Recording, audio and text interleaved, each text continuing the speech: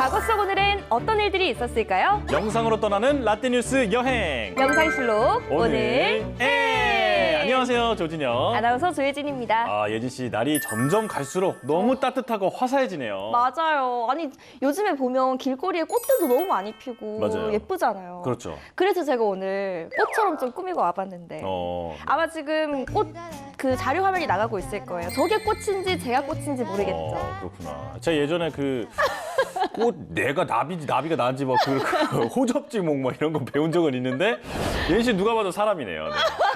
네. 아니 시작 전에 그 멘트 연습 많이 하셔서 우리 제대로 하기로 했잖아요, 선배님. 네. 아, 항상 이렇게 뒤통수 치는 거죠. 네. 자, 그럼 오늘은 또 어떤 과거 속 일들이 기다리고 있을지 궁금한데요.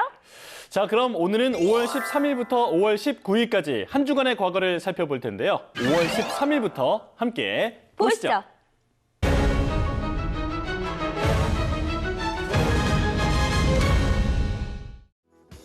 Is she lovely? 좋다, 좋다. 아, 진짜 노래 너무 좋다. 진짜 명곡이잖아요. 노래 아시죠? 당연하죠. 스티비 원더 노래잖아요. 그렇죠. 아, 이번엔 이 곡을 부른 주인공 바로 스티비 원더에 대해서 알아보겠습니다. 1950년 5월 13일 20세기 대중음악계의 거목 스티비 원더가 출생했습니다. 스티비 원더는 작곡, 작사에 능했을 뿐만 아니라 못 다루는 악기가 없는 미국 희대의 팝 가수인데요. 그는 1950년 미시건주 세기노에서 미숙아로 태어나 곧바로 시력을 잃었는데요. 그는 세상을 보지 못하는 시각적 결함을 주위의 소리와 음악으로 채웠습니다. 11살인 1961년 이미 신동이라 불리며 어린 나이에 리틀 스티비 원이라는 이름으로 데뷔했는데요. 13세에는 핑거팁으로 빌보드 싱글 차트 1위를 차지하는 경이로운 기록을 남기기도 했습니다.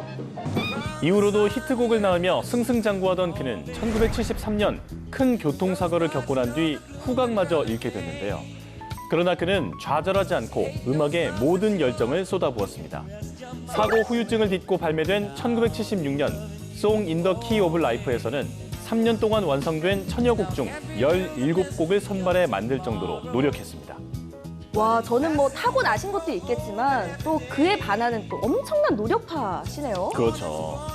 1000곡 중에서 17곡을 낸 거니까 이게 얼마나 명반이었겠어요. 그는 음악뿐 아니라 사회 문제에도 관심이 많았습니다. 흑인 인권 지도자 마틴 루터 킹 목사의 생일을 국경일로 정하자는 운동을 이끌기도 했는데요.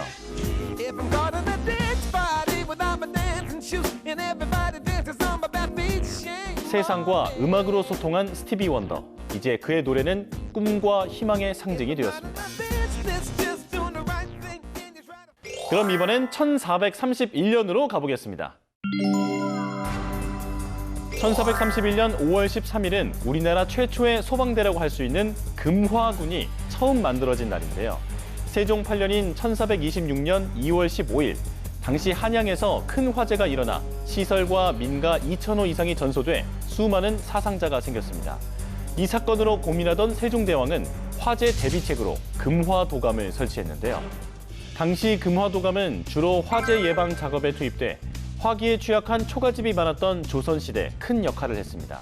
그리고 1431년 금화도감에 소속된 금화군이 창설되면서 지금의 소방관에 가까운 형태로 더욱 체계적인 모습을 갖췄는데요. 이때 불을 끄는 사람 그리고 물을 길어 나르는 사람 업무가 분담돼 있었대요. 오, 꽤 체계적이었네요. 그렇죠. 화재 진압 업무뿐만 아니라 종로에 올라 불을 감시하고 야간 순찰을 도는 등 현대의 소방서 기능을 이때 갖추게 됐습니다. 세종대왕의 애민 정신이 만든 우리나라 최초의 소방대 금화군. 국민 안전을 생각하는 그 정신은 지금까지 내려오고 있습니다. 그리고 5월 13일에는 또 다른 일들이 많았는데요. 1981년엔 당시 교황 요한 바오로 2세가 피격당하는 사건이 벌어졌습니다. 성 베드로 성당 앞 광장에서 총격을 받고 쓰러져서 많은 사람들이 충격을 받았죠. 맞아요. 저도 기억이 나는데 범인은 누구였어요? 범인이 23살의 터키 출신 알리 아그차라는 사람이었는데요. 개인적인 테러라고 주장을 했거든요. 네.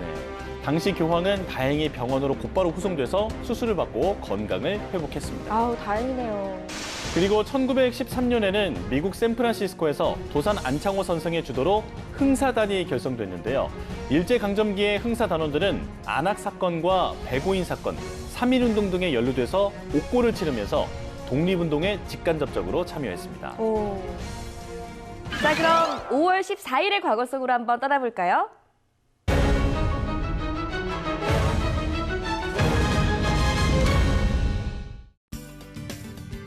(1926년 5월 14일) 우리나라 최초의 우량아 선발 대회인 어린이 건강진찰 대회가 열렸는데요. 당시 경성시대 인사동 태화진찰소 앞마당에는 200여 명의 아기와 부모들이 모여 체중과 키가 가장 큰 아기를 뽑는 대회를 펼쳤습니다. 이후로도 우량아를 선발하는 대회는 계속되어 왔는데요. 그중 가장 유명했던 우량아 선발 대회는 문화방송이 주관하고 분유회사에서 후원한 전국 우량아 선발 대회였습니다.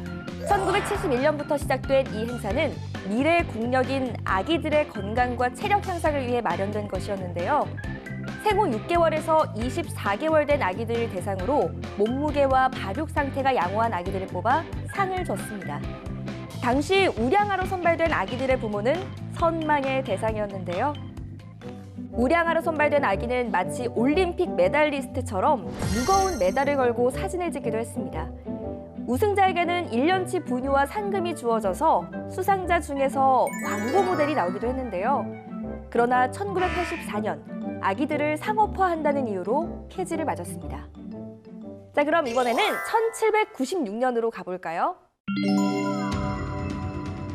전염병은 인류의 역사를 여러 번 바꿔놓을 정도로 큰 위력을 발휘했는데요.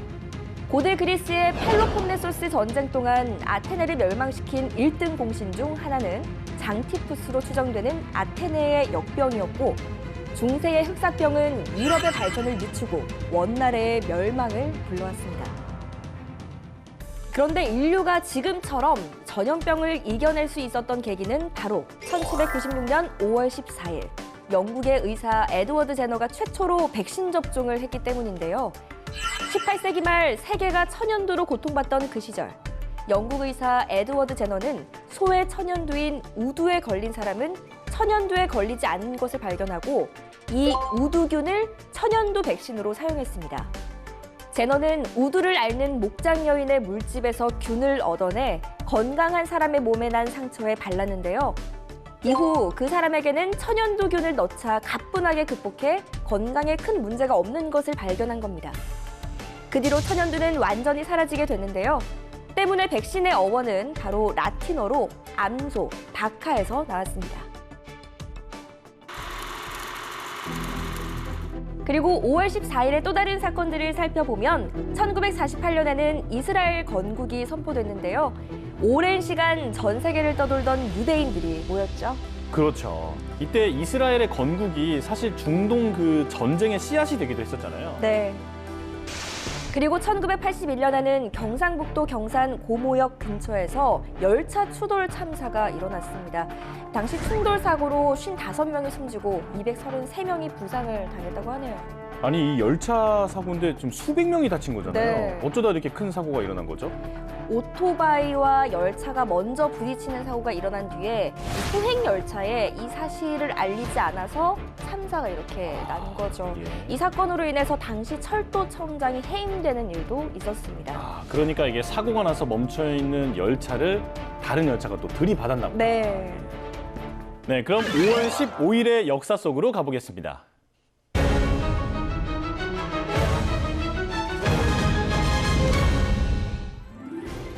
1397년 5월 15일 역사상 가장 위대한 성군 세종대왕이 태어났습니다. 세종은 태종의 셋째 아들로 태어나 양녕대군과 효령대군에 이은 왕위 서열 세 번째로 자랐는데요. 태종은 장자계승 원칙에 따라 양녕대군을 왕위에 올리려 했지만 양녕대군의 계속된 비행에 결국 충녕대군이었던 세종이 왕위에 오르게 됐습니다. 조선시대에 태어나 왕위에 오른 첫 임금이었는데요. 이후 왕위에 오른 세종은 백성의 더 나은 삶을 위해 헌신했습니다. 기상재난에 대비한 수표 추구기, 생활의 길잡이가 된 자동 15장치 자경루, 절기와 일식, 월식을 예보해 농사를 도운 독자적 천문역법 칠정산, 자주적 국방과학의 총아, 조선의 비밀병기 신기전, 세계 최고의 과학적 언어 훈민정음까지 이처럼 많은 업적을 남겼는데요. 백성이 나라의 근본이라고 말하던 위대한 성군. 현재는 정치와 군사, 문화, 과학, 예술 등 모든 분야에 걸쳐 크나큰 업적을 남긴 한국의 역사를 바꾼 위대한 인물로 평가받고 있습니다. 네, 그럼 이번엔 1982년으로 가보겠습니다. 매년 5월 15일은 스승의 날인데요. 1982년 5월 15일에는 제1회 스승의 날 사도헌장 선포가 있었습니다. 당시 스승의 날은 폐지된 지 9년 만에 부활한 건데요. 스승의 날은 1963년 대한청소년 적십자 충청남도 강경여자고등학교 지부에서 처음 실시됐습니다. 당시 단원들은 병환으로 오래 자리에 누워 계시는 선생님을 방문해 정성껏 간호와 문병을 하고 퇴직한 은사들을 찾아가 은혜에 감사하는 활동을 해왔는데요. 아, 이게 학생들이 주도해서 시작을 한 거네요. 음. 더 그래서 뭔가 의미가 깊게 느껴지네요. 네. 이들은 활동을 공식화하기 위해서 1963년 5월 26일을 은사의 날로 정하고 스승의 은혜에 보답하는 행사를 개최했습니다. 이후 이 행사는 대한적십자사 본부에 알려지게 되면서 공식 기념화됐는데요. 그리고 1965년 5월 15일 세종대왕 탄신일에 맞춰 날짜가 변경됐고 1973년에 폐지됐다가 1982년 다시 부활하게 된 겁니다. 그리고 5월 15일에 또 다른 사건들도 많았는데요. 1911년에는 우리나라 최초의 잡지 소년이 종간했습니다. 소년은 우리나라 최초의 잡지로 1908년 11월 창간됐는데요. 신문학 초창기에 큰 공헌을 했다는 평가를 받고 있죠. 또 1905년에는 모래 위의 도시 라스베이거스가 탄생했습니다. 라스베이거스는 미국 네바다주 남동부 사막 가운데에 있는 도시인데요. 지금은 불야성을 이루는 곳이지만 당시 이 마을이 문을 열 때만 하더라도 황량한 사막 한가운데 모래 위의 도시였습니다. 와, 근데 지금 라스베이거스 하면 저는 카지노가 제일 먼저 떠오르거든요. 근데 산업은 언제부터 그게 커지게 된 거예요? 1969년 네바다주가 공기업이나 법인 카지노 운영을 합법화했어요. 그러면서 대규모 자본이 들어왔고 기업화된 카지노들에겐 이제 도박이 하나의 산업이 된 거죠. 아, 그렇구나. 그럼 이번에는 5월 16일의 과거로 떠나보겠습니다.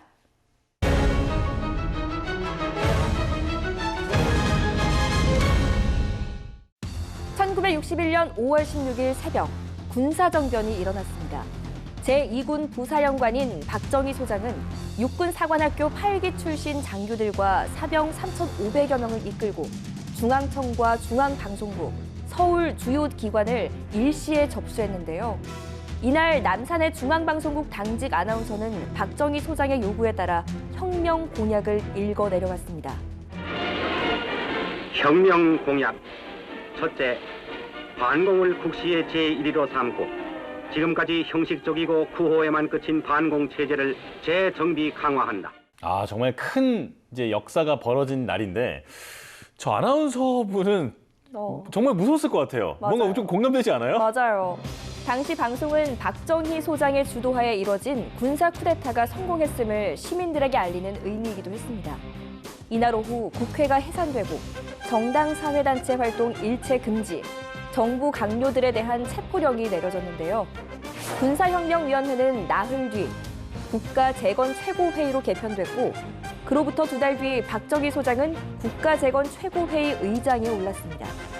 그리고 그는 군사 쿠데타가 일어난 지 2년 만에 민정 참여를 선언하고 공화당의 대통령 후보로 출마해 5대 대통령에 당선됐습니다.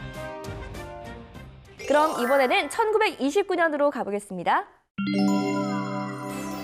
전 세계 영화인이 한 번쯤은 서보고 싶어하는 아카데미 시상식. 1929년 5월 16일 아카데미 제1회 시상식이 헐리우드 루즈벨트 호텔에서 처음으로 개최됐습니다. 시상식 기획은 영화계의 거장 루이스 메이어가 맡았는데요. 수상자 전원에게 주는 3kg의 트로피는 칼을 필름 속에 찌르고 있는 도금된 남성의 나체상인데요. 이제 오스카상으로 사람들에게 널리 알려져 있죠. 또 오스카 트로피 필름통에 나 있는 5개의 구멍은 배우상, 감독상, 작가상, 기술상, 또 제작상을 의미한다고 합니다. 아카데미 1회 작품상은 날개와 일출이 동시에 수상했는데요. 이때 시상식은 단 4분 22초, 3개월 전에 수상자를 발표했기 때문입니다. 당시의 아카데미상은 20여 명의 멤버로 구성된 위원회가 12개 부문의 수상작을 선출하는 조촐한 시작이었는데요. 그러나 그로부터 3년 후인 1932년에는 100명의 위원들이 선출에 임하는 대규모 아카데미로 성장했습니다. 제2회부터 라디오 중계가 시작됐고 1953년 TV 중계, 1929년부터 전 세계 중계가 이뤄졌는데요. 그런데 가장 상을 많이 받은 영화는 뭐였을지 궁금해요. 바로 1959년작 벤허인데요. 아, 벤허. 네, 유명한 영화죠. 그렇죠. 12개 부문 후보에 올랐는데 무려 11개 부문에서 수상을 했다고 합니다. 싹쓸이네. 싹쓸이. 네. 수상작은 현재 5천여 명의 영화예술 아카데미 회원들에 의해 극비리에 결선 투표를 거쳐 선정되고 있는데요. 꿈의 무대였던 아카데미에서는 최근 한국 영화와 배우가 수상하는 쾌거를 이루며 우리 국민들에게도 기쁨을 주고 있습니다.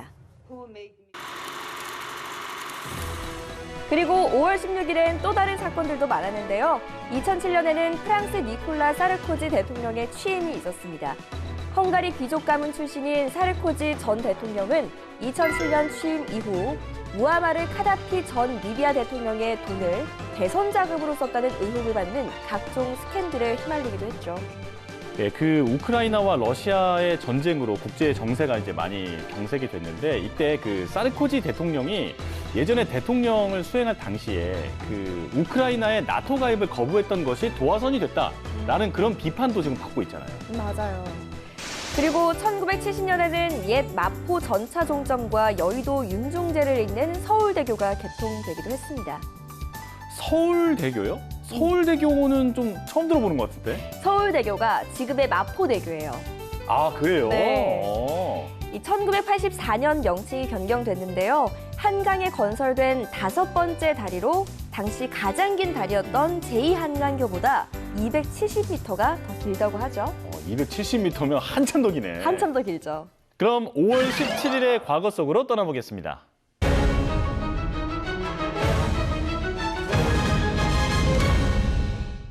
(1973년 5월 17일) 70년대 미국에서 일어난 최대 정치 스캔들, 이른바 워터게이트 사건에 대한 미 상원의 청문회가 시작됐습니다.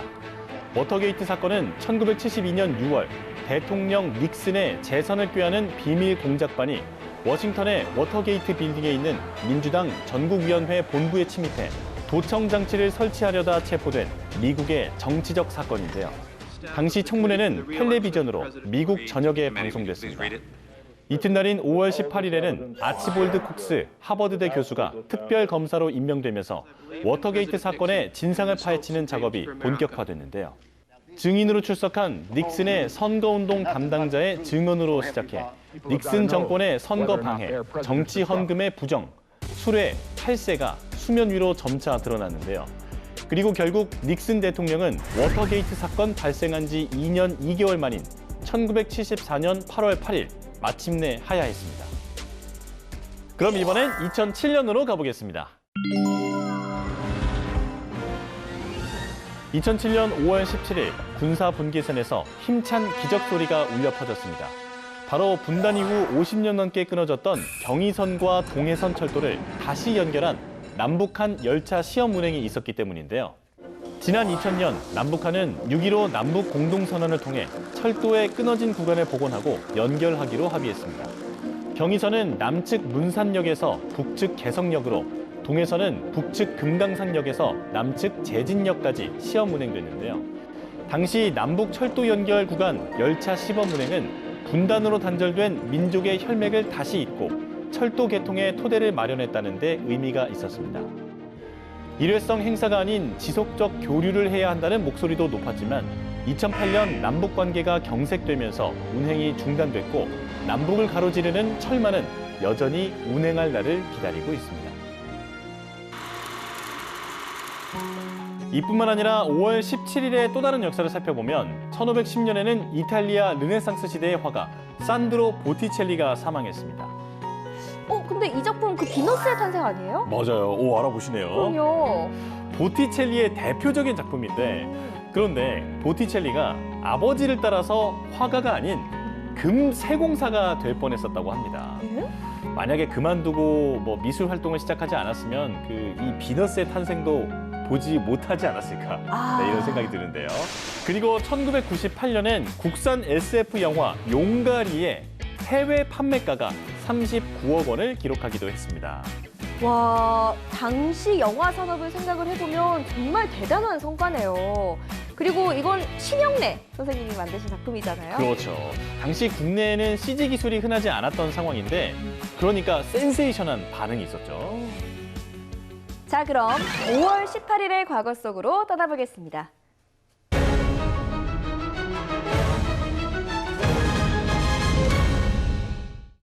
1980년 5월 18일 한국 현대사의 비극인 광주 민주화 운동이 시작됐습니다.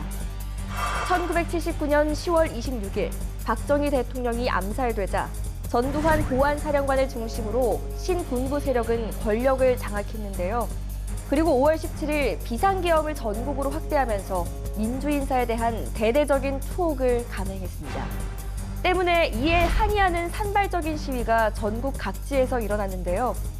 특히 광주에서는 투입된 계엄군과 전남대 학생들과의 충돌로 유혈 사태가 빚어졌습니다. 시위 군중에 대한 계엄군의 초기 과잉 진압은 시민들의 반정부 감정을 폭발시켜 시위가 급속도로 확대됐는데요. 계엄군의 발표로 사상자가 속출하자 시위대는 시민군을 체계적으로 조직, 계엄군에 대항했습니다. 그러나 5월 27일 새벽 외곽도로를 봉쇄하고 탱크로 무장한 계엄군이 총을 난사하며 광주 전역의 시위를 진압했고 광주 민주화 운동은 수많은 사상자를 내면서 비극적인 결말을 내렸습니다. 자, 그럼 이번에는 1998년으로 가볼까요? 우리들의 부자 언니 골프 선수 박세리가 1998년 5월 18일 미국 LPGA 챔피언십에서 우승컵을 손에 안았습니다. 최종 라운드에서 3언더파 68타를 기록해 합계 11언더파 273타로 리사 해크니와 도나 앤드루스를 3타 차로 제쳤는데요. 동양인으로서는 최초이자 대회 최저 타수로 우승을 거머쥔 미국 LPGA 챔피언십 역사의 획을 그은 우승이었습니다. 이 박세리 선수는 1997년 미국 여자 프로골프 투어 프로테스트를 1위로 통과한 지 7개월 만에 첫 승을 메이저 대회에서 장식했는데요. 또 만 20세 7개월 20일 만에 정상에 올라 1997년 타이거 우즈가 마스터스에서 세운 최연소 메이저 대회 우승 기록을 1개월 산을 앞당겼습니다. 그리고 5월 18일의 또 다른 사건들을 살펴보면 2004년에는 국제올림픽위원회에서 성전환 선수의 올림픽 출전 자격을 인정하는 발표가 있었습니다. 실제 이 발표 이후에 치러진 올림픽에 성전환 선수들이 출전을 했죠. 네, 맞아요. 외과 수술을 통해서 생식기를 비롯해서 해부학적으로도 완전히 새로운 성에 맞게 변화해야 한다는 조건이 있는데요. 그리고 국가로부터 법적으로 성별도 인정을 받아야 하고 최소 2년간 호르몬 요법을 거쳐야 한다는 조건까지 모두 충족해야 성전환 선수의 출전이 가능하다고 했습니다. 자, 5월 19일에는 어떤 일들이 있었는지 보실까요?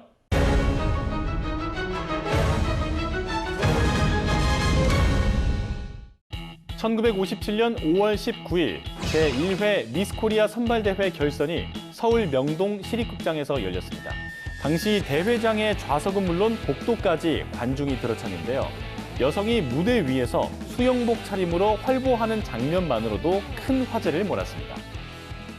근데 그러고 보니까 예진 씨도 미스코리아 출신 아니세요? 다행히도 저 때는 저렇게 이제 수영복보다 파란 수영복에서 조금 이제 정형화에서 벗어나자 해서 래시가드로 한번 촬영을 했었네요. 아, 그렇구나. 네.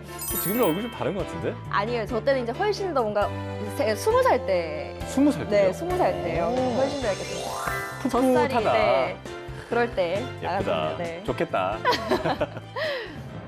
결선에 진출한 후보 7명의 지덕체를 종합적으로 심사한 결과 당시 23살 박현옥 씨가 우리나라 첫 미스코리아 진으로 뽑혔는데요. 초창기 미스코리아 대회의 취지는 미스 유니버스 대회에 참여해 한국을 알리고 국제 친선을 도모하는 데 기여할 관직 없는 대사를 뽑는 것이었는데요. 이후 미스코리아 대회는 1972년부터 텔레비전으로 생중계되면서 더 큰 인기를 누렸습니다. 수많은 연기자와 탤런트, 방송인을 배출하는 등용문이 됐죠. 자, 그럼 이번엔 1957년으로 가보겠습니다. 1957년 5월 19일 제1회 발명의 날 기념식이 열렸습니다. 발명의 날은 발명에 대한 관심 증대와 과학기술 진흥을 위해 제정된 기념일인데요.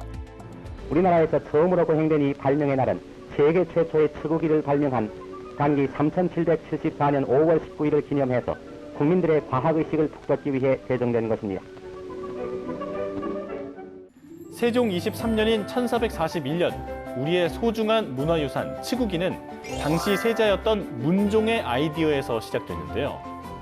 마침내 문종의 아이디어를 바탕으로 세종 23년 5월 19일 길이와 지름을 규정한 철기를 이용해 강우량을 측정한 치구기가 발명됐습니다. 이탈리아의 치구기보다 무려 200여 년 앞선 세계 최초의 강우량 관측기였는데요. 이를 기념하기 위해 지정된 날이 바로 발명의 날입니다. 이 발명의 날은 1957년 제정된 이후 1973년부터 1981년까지 8년간 중단됐다가 1982년 부활돼 지금까지 유지되고 있습니다. 이뿐만 아니라 5월 19일에는 다른 사건들도 많았는데요. 1922년에는 독립운동가이자 천도교의 아버지 손병희 선생의 사망 소식이 있었습니다. 이분은 민족대표 33인으로 3.1운동을 주도하다가 체포되기도 하셨잖아요. 그렇죠. 그리고 1891년에는 시베리아 횡단철도가 착공되기도 했는데요. 낭만과 꿈, 회한의 역사로 여겨지는 것이죠. 저도 여기를 지나는 열차를 언젠가는 한번 꼭 타보고 싶다는 생각이 드네요. 맞아요. 기차 타고 세계여행. 오. 시베리아 횡단철도는 모스크바에서 시작해서 시베리아 대지를 가로질러 극동의 블라디보스토크까지 연결이 되는데요. 총 길이 9,288km에 달하는 세계 최장의 철로입니다. 일제 압정에 시달려 연해주 쪽으로 이민 갔던 우리 수많은 동포들을 중앙아시아로 이주시킨 그 눈물의 철도이기도 하죠. 자, 오늘도 이렇게 열심히 과거 속으로 달려봤는데요. 알차고 유익한 시간 되셨나요? 그럼 저희는 잠시 후 유튜브 사진관에서 만나요.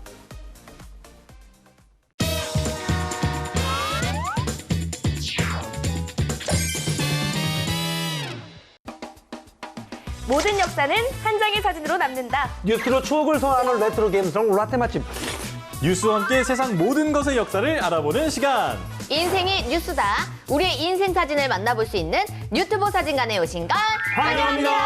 Everybody say, 여기는 라떼 월드. 놀이기구 온 것 같다. 놀이기구 온 것 같다. 누가 물 뿌렸어. 나 홈라이드인 줄 알았잖아. 본인이 했어요. 본인이 지휘하면서. 처음에 이게 자유로 타고 내려와서 어우 차갑더라고. 네. 매주 유튜브 사진관에서 정말 다양한 것들의 역사를 살펴보고 있는데요. 많은 분들에게 우리가 소중한 그 추억 여행을 선사해 드리는 것 같아서 뿌듯해요. 그러니까요. 맞아요. 저 역시도 라떼왕 아니겠습니까? 추억팔이 피플로서 그 너무나도 즐거운 시간을 이 방송과 보내고 있고요. 그리고 또 아이들과 시청하잖아요. 아이들에게 이만한 교육자료 없어요. 예전엔 저랬단다. 저게 이렇게 발전해서 이렇게 된 거야. 라고 해서 아이들이 너무 좋아해요. 그렇죠. 그냥 교과서로 배우는 것보다 이렇게 아빠한테 직접 들으면서 이렇게 이야기하면 얼마나 재밌겠어요. 맞아요. 그래서 말인데요. 저를 너무 옛날 사람 취급하시는데 저는 우리 애들이 아빠는 그러면은 그 영조 시대에 태어난 거야 이러더라고요. 그래서 여러분들 그렇게 몰아가시면 안 됩니다. 얘들아. 아빠는 너희랑 별로 차이 안 난단다. 으이그. 나오는 화면마다 아빠는 왜 저거 다 알아? 아빠는 왜 저거 다 기억해? 아빠 진짜 옛날 사람인 줄 알겠다. 대체 몇 살이냐고. 그러니까요. 니네도 들고. 아니 사실 저 같은 경우에는 뭐 그 우리 기수 네. 씨의 어떤 자녀분들처럼 네네. 비슷하지 않아요? 저도 비슷하게. 잠깐만요. 컨셉을 어떻게 잡고 온 거야? 아까 얼마나 죄송한데 어려워지려고 아니 그러는 녹화 거야. 전에 약을 먹었어요. 그쵸. 제가 약간 봤을 땐 비슷하니. 부작용인 것 같습니다. 네, 알겠습니다. 자, 차가 졌나요? 이런 얘기 하시면 뭐하지만 네. 틀려요? 저랑 몇 살 차이 안 나요, 예진 아나운서. 아니, 죄송해요, 제가. 아니요, 나중에 내가 민낯을 한번 보고 봐야겠어요. 두통이 살짝 있어서. 아, 무튼 이제 저도 사실 한 번도 보지 못했던 그 자료들을 생생하게 보게 되니까 네. 너무 신기하기도 하고 또 과거가 있었기 때문에 현재가 있듯이 이 현재에 대한 어떤 우리 일상이 좀 소중하게 느껴진다고 할까요? 맞습니다. 재미와 감동 그리고 의미까지 깊은 우리 유튜브 사진관. 이번 주 주제 역시 정말 흥미진진한 걸 가지고 왔는데요. 우리나라는 세계 최고의 보물을 여러 개를 갖고 있는 걸 알고 계실 거예요. 그중에서 오늘은 이것의 역사를 알아볼까 합니다. 이거요? 뭘까? 보물하면 되게 많긴 한데. 보물하면 혹시 네. 무구정광 대다란이 경이라고 아세요? 뭐라고요? 무구정광 대다란이 경. 무구정광 대다란이경이요? 무구정광대 다란이경. 네, 맞아요. 김장할 때 쓰는 건가? 무랑 이렇게 네. 해가지고. 무구정광 다란이. 다란. 다란이. 아니 이게 뭐냐면 바로 현존하는 세계 최고, 그러니까 가장 오래된 목판 인쇄물인데요. 그 인쇄물이 바로 우리나라에 존재합니다. 오, 자랑스럽다. 자, 그리고 또 세계 최초의 금속 활자 역시 우리나라에서 처음 탄생했는데 그만큼 우리나라의 인쇄 기술이 뛰어나고 역사가 깊다는 걸 알 수 있겠죠. 네, 이렇게 뿌리 깊고 의미 있는 우리의 자랑, 우리의 보물을 유튜브 사진관에서 안 다룰 수가 없잖아요. 그렇죠. 다뤄야죠. 네, 함께 떠나보실까요? 뉴스와 함께하는 인쇄의 역사, 지금부터 함께하시죠. VCR 스타트!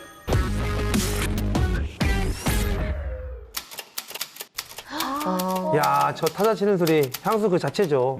저는 저거 요즘에 잠 안 올 때 ASMR 저 타자 치는 소리 틀어놓고 자요. 소리 되게 좋아요. 일상생활에서 체험하지 못하는 것을 간접적으로 체험할 수 있고 이렇게 교훈을 얻을 수 있는 계기가 될 수 있다고 생각합니다.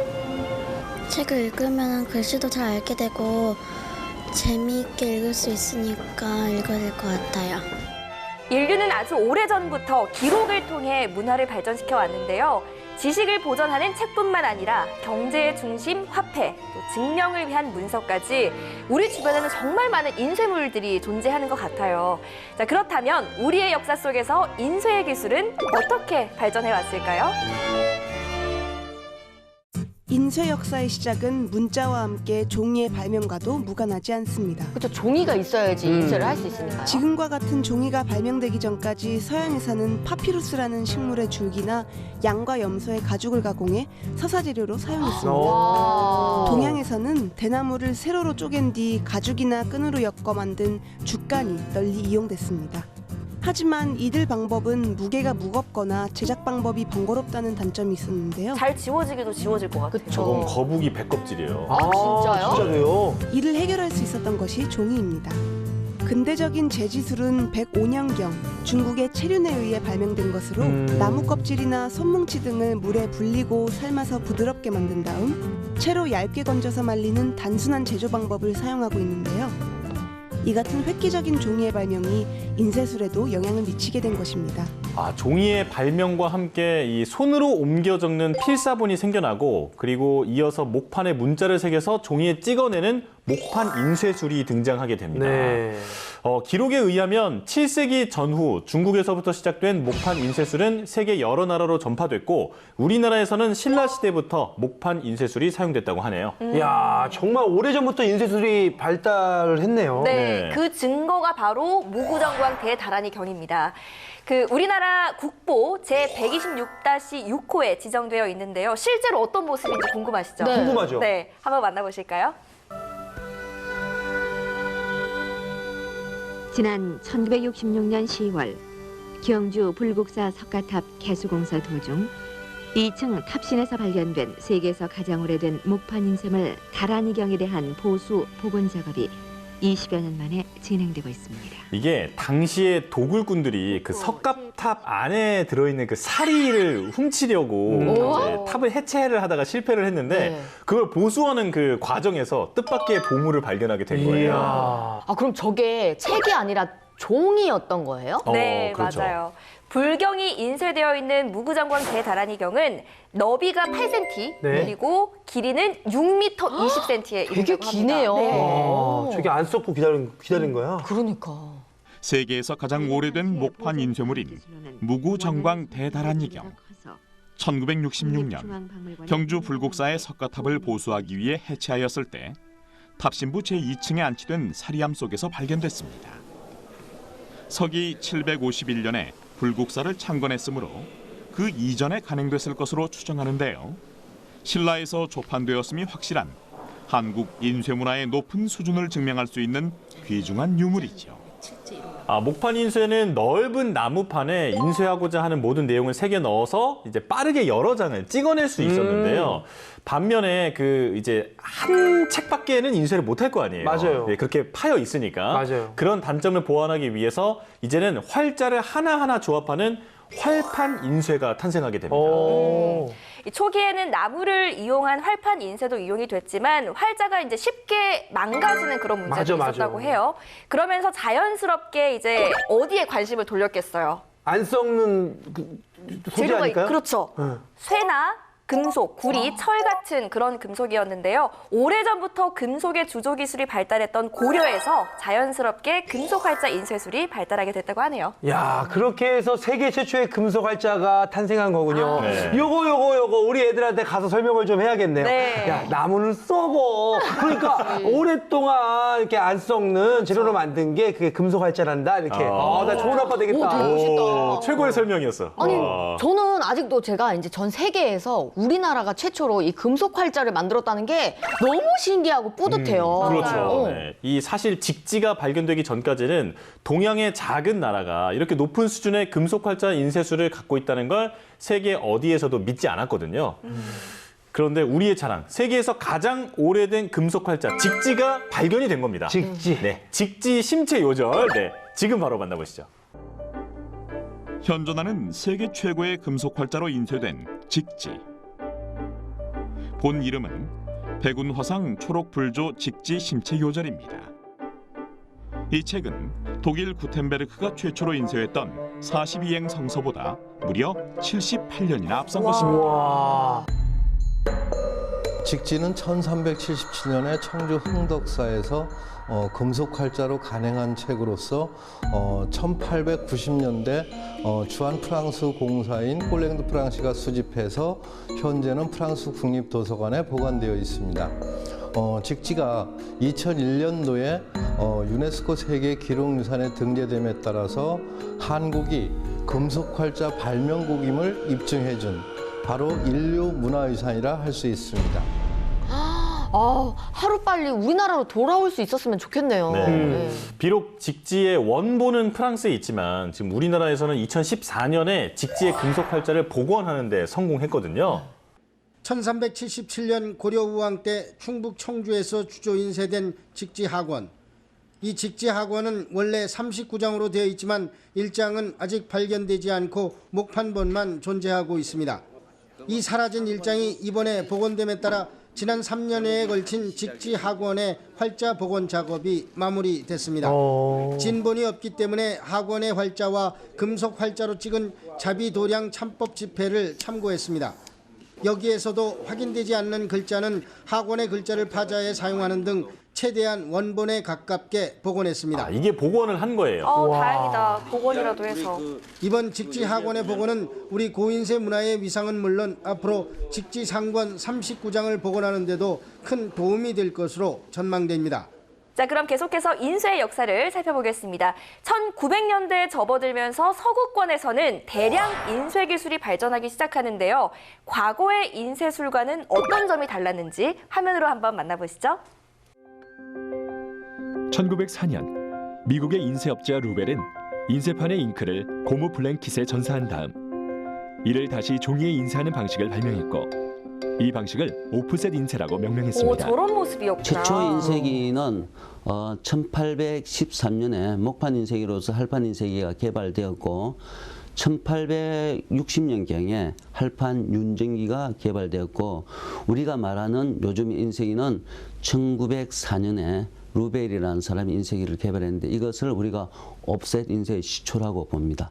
자, 그렇다면 우리나라에는 이런 근대식 인쇄술이 언제 처음 도입됐을까요? 그럼 저는 옛날에 영화에 봤을 때 이런 거 있었잖아요. 호해요! 호해! 그것도 오래됐잖아. 그것도 찍어냈을 거 아니야. 맞아. 호해요! 호해! 한번 만나보실까요? 장군의 아들 나올 때. 1883년 근대식 납활자와 활판 인쇄술이 들어오고 새로운 문물과 제도 도입에 따라 신문이나 서책들을 출판하기 위해 최초의 근대식 인쇄소인 방문국도 설치되는데요. 그 해에 우리나라 최초의 근대신문인 한성순보도 창간됩니다. 선배님도 항성승보로 읽으신 거 맞죠? 저 때 날씨도 확인하고. 그때 선배님이 저거를 이렇게 호해하면서 돌리셨다는 얘기가 맞아요. 있는데? 저 때도 제가 그래가지고 자전거를 샀죠. 네. 됐냐? 아니 진짜 아이들이 믿겠어요. 그러니까 아빠가 정말 한성신문, 한성 뭐였죠? 한성승보 돌리셨어요. 맞아요. 제가 그때 이거 신문 돌렸고 그때 제가 그 신문 돌리러 간 집이 소영이의 집이었어요. 저희 그때- 증조 할아버님 때. 아니. 아니에요. 아빠 그 갖다 줘야 된다고 기다리고 있더라고. 직접 받으러 나왔던가요? 네. 이후 1896년에는 우리나라 최초의 한글 신문이며 독립협회의 기관지 역할을 했던 독립신문이 창간되고 1908년에는 우리나라 최초의 월간 잡지 소년도 발간됩니다. 자, 이렇게 인쇄 기술은 출판으로 이어지고 또 출판은 교육으로 이어지게 되는데요. 안타깝게도 일제강점기와 한국전쟁을 거치면서 우리의 인쇄 기술은 정체기를 겪게 됩니다. 속상해. 그래도 다행히 그 1950년대부터는 국제기구의 지원을 받아서 우리나라의 인쇄술이 다시 성장하게 됩니다. 국정교과서 공장. 지난주에 못해서 속상했거든요. 국민학교 아동들에게 깨끗한 교과서를 필요한 시기에 줄 수 있도록 유네스코와 엉크라의 원조를 얻어 건설된 국정교과서 인쇄 공장입니다. 운크라요? 이 운크라는 한국의 재건을 돕기 위한 유엔의 원조 기구였다고 합니다. 최신 시기의 각종 기계를 설치하고 있는 이 공장에서는 모든 작업이 기계화되어 있어 일관 작업을 하고 있습니다. 언뜻 보면 약간 그 모던 타임즈의 영화 한 장면 같기도 하고요. 국민학교 아동들의 교과서 수요량은 연간 2,500만 부이며 그중 2천만 부를 이 공장에서 생산하고 있습니다. 그러나 머지않아 기계를 더 구입해서 부족한 500만 부도 여기서 인쇄할 예정이라고 합니다.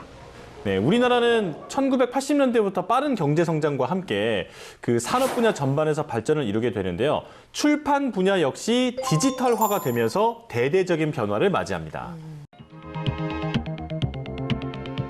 이제 인쇄소의 풍경이 바뀌어지고 있습니다. 기존 공판 타자기가 엿새 동안 할 수 있는 일을 하루에 처리해버리는 컴퓨터 식자 조판 시설이 국내 출판 인쇄계에 널리 보급되고 있습니다. 저렇게 독수리타법으로 타자를 쳐도 6배나 업무 속도가 빨라졌다니까 진짜 엄청난 발전이네요. 그렇죠. 동양문화인쇄소의 경우 컴퓨터 한 대가 기존 식자기 6대분의 1을 해내고 있는데 특히 컴퓨터는 화면에서 편집, 교정, 조판 작업을 모두 끝내 작업 효율이 엄청납니다. 이 컴퓨터 식자기 한 대가 하루에 처리할 수 있는 양은 200자 원고지 400장 분량인데 종전까지 타자기 한 대로 10일 이상 걸렸던 장편 소설 인쇄가 불과 이틀이면 가능해졌습니다. 자, 이렇게 인쇄 기술은 책을 출판하는 데만 사용되는 것은 아닌데요. 일상에 꼭 필요한 여러 인쇄물을 제작하는 데도 필요하겠죠.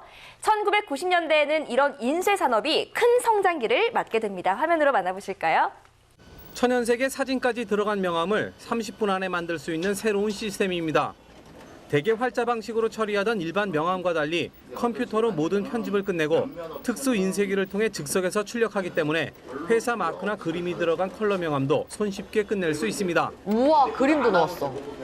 기존 인쇄소에서는 칼라 인쇄물을 외부에 의뢰해야 되는 상황이었지만은 저희 시스템에서는 소량의 다품종 칼라물을 옵셋 수준으로 인쇄할 수 있는 그러한 장비를 보유한다는 것이 가장 큰 장점입니다.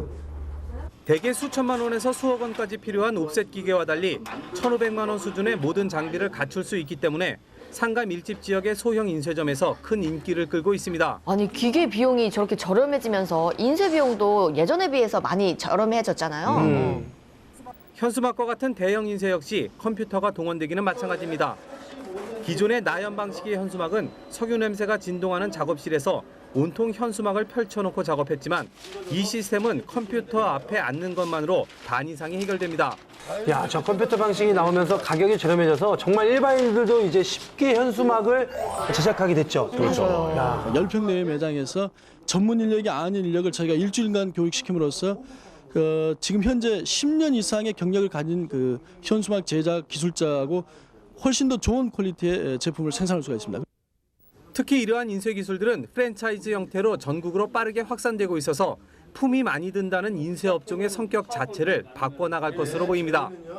야, 기술이 발달한 건 좋지만 그로 인해서 오랜 시간 기술을 갈고 닦아온 기술자들이 설 자리가 사라졌다는 게 그거는 조금 아깝습니다. 컴퓨터한테 일자리를 뺏긴 거예요. 그렇죠. 네. 사실 이렇게 모든 변화는 그 말씀하신 것처럼 어두운 이면이 있기 마련이잖아요. 네. 자, 하지만 새로운 기술은 우리 인류에게 또 다른 기회를 선물하기도 하는데요. 2000년대에 들어서면서 누구나 직접 인쇄를 할 수 있는 개인 인쇄 시대가 열리게 됩니다. 컴퓨터에서 처리된 정보를 사람이 눈으로 볼 수 있는 형태로 인쇄하는 출력 장치인 프린터의 개발로 인쇄의 흐름은 커다란 변화를 맞이했는데요. 전문적인 기술자에 의해 주로 이용되던 인쇄기가 손쉽고 간편한 출력 장치로 변모해 일반 가정에 보급되기 시작한 것입니다. 이렇게 가정용 프린터의 보급으로 인쇄의 신세계가 열린 건데요. 그 시절 광고로 함께 만나볼까요? 채림 씨! 채림 씨다. 와, 유재석 선배님도 맞네. 유재석 씨 맞죠? 네. 그러네요. 진짜 젊다. 한 번에 두 줄, 그래서 더 빠르다. 수신의 칼라.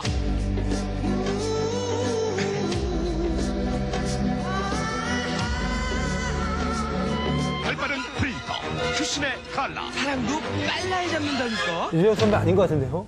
아니에요? 아니세요, 아니세요. 아니, 뭐예요? 너 진짜인 줄 알았어. 어쩐지 되게 젊다 했네. 근데 그것도 중요하지만 진짜 장미가 아니고 컬러 프린터로 장미를 인쇄해서 선물했네요. 그러니까 그만큼 받는 사람도 너무 와 이게 진짜 장비인가? 이런 퀄리티였지 않았을까? 야, 저게 통한다고요? 따라하지 마세요, 여러분. 그 장미로 맞을 수도 있습니다. 전지현 씨. 우와. 테크노 댄스죠, 저게 테크노 댄스. 이걸로 진짜 스타덤에 올라가지 않았어요? 그렇죠. 원래 이 해피투게더 드라마로 이제 주목을 받다가. 주목을 받다가 이걸로 거의 정점을 찍었죠. 그렇죠. 난 컬러로 숨을 쉰다. 나의 컬러 DNA. 마이제. 야, 정말 예, 오랜만에 채림 씨랑 전지현 씨랑 제가 딱 좋아하는 진짜 연예인 중에 그렇게 많이 안 좋아했었는데 채림 씨와 전지현 씨 정말 좋아했는데 다 나오니까 좋네요. 근데 요즘은 컬러 프린터가 너무 당연하고 사진관에 안 가도 집에서 이런 사진기, 그러니까 뭐 이런 디지털 사진기나 아니면 맞아요. 핸드폰 연결해서 뽑잖아요. 그렇죠. 맞아요. 인쇄할 수 있죠. 어떻게 다 알고 계시네요. 촌스럽게 하면서 내가 모르는 왜 몰라요 할 줄 알았는데. 정말.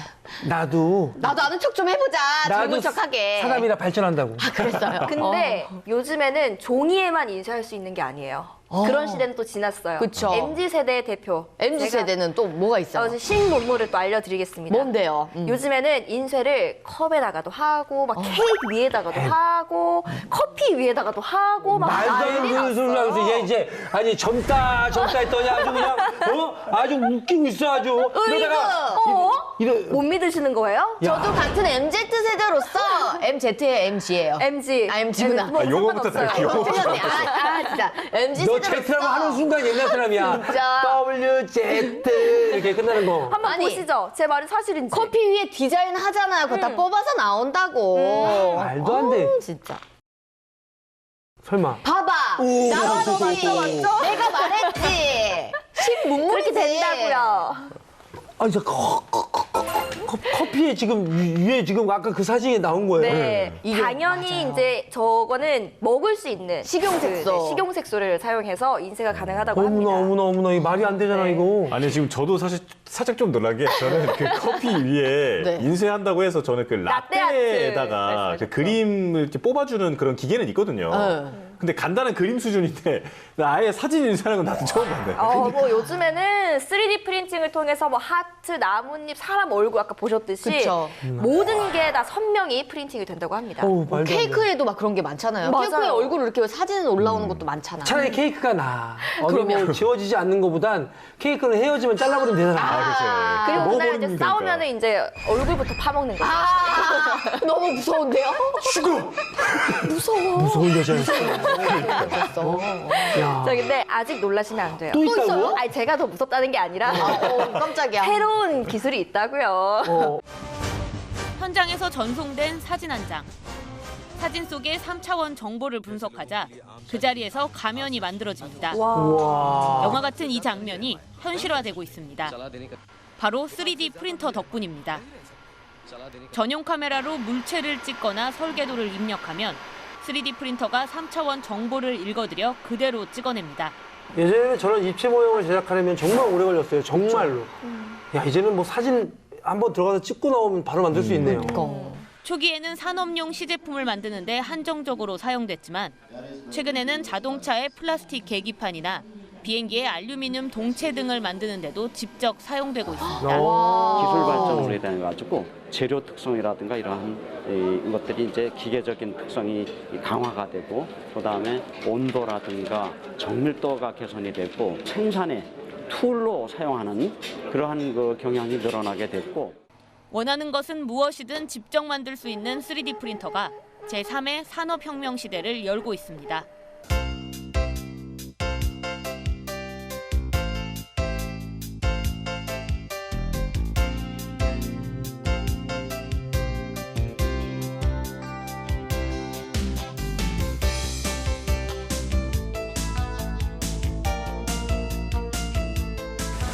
야, 오늘 또 유튜브에서 배우네요. 그러니까요. 좋은 기술 알아가네요. 자, 유튜브 사진관 이번 시간은 뉴스와 함께 인쇄의 역사를 살펴봤는데요. 신라시대 목판 인쇄술부터 미래형 3D 프린팅까지 정말 오랜만에 긴 역사 여행을 했어요. 네. 여러분 다 어떠셨나요? 인쇄라고 하면 책 같은 출판물만 생각을 했는데 앞으로 무궁무진한 기술들이 이제 등장할 것 같아서 너무 기대되고 앞으로가 더 기대되는 만큼 오래 살아야겠다. 생각이 들었습니다. 그렇죠. 건강해서 오래 사셔야죠. 그럼. 나중에 이제 홀로그램으로 이렇게 나오고 그럴 거 그러니까 아니에요. 예. 비용하면서. 홀로아리랑이네요.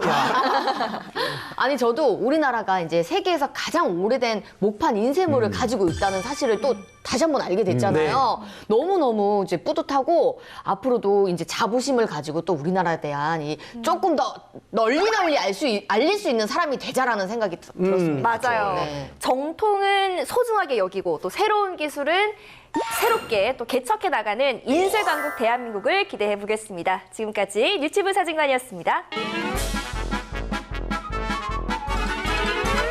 뉴스의 바다를 끝없이 떠다니는 본격 뉴스 예능 유튜브. 오늘의 항해는 여기까지입니다. 저희는 한 주 동안 유튜브 타고 신나게 돌아다니면서 재미있는 뉴스 가득 안고 돌아오겠습니다. 오, 비슷해. 네, 여러분들 지금 여러분들이 보고 계시는 이 순간을 제가 직접 프린팅해서 여러분들의 가슴으로 제가 발송하도록 하겠습니다. 너무 멋있네요. 진짜. 유튜브 사진관 다음 주에도 꼭 놀러 오실 거죠? 우리는 뉴튜브. 안녕. 아까 다시 해주세요, 인쇄. 뭐가 인쇄됐나요? 그냥 아무것도 없는데 애들이? 아니 없을 수 있지. 애들이 맨날 있어. 그러네. 아니 애들이 이 개인기 자체가 애들이 저 너무 긴장해갖고 말도 못했거든요. 아니 차라리 케이크가 나아. 어디 뭐 지워지지 않는 것보단 케이크는 헤어지면 잘라버리면 되잖아. 그리고 그날 이제 싸우면은 이제 얼굴부터 파먹는 거죠. 너무 무서운데요? 죽어. 무서워. 무서운 여자였어. 무서워. 야.